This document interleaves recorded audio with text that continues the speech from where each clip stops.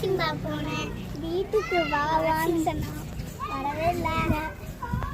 ஏன் சேட்டை லைக் பண்ணுவோம்.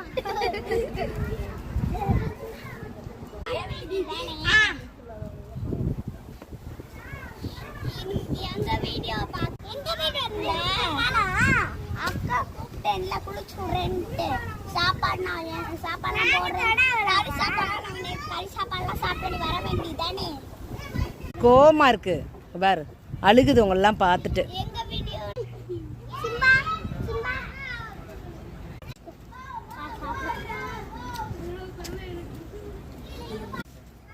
ஹாய் गाइस, தொலைஞ்சு போன நாள் இப்போ வந்திருக்கு.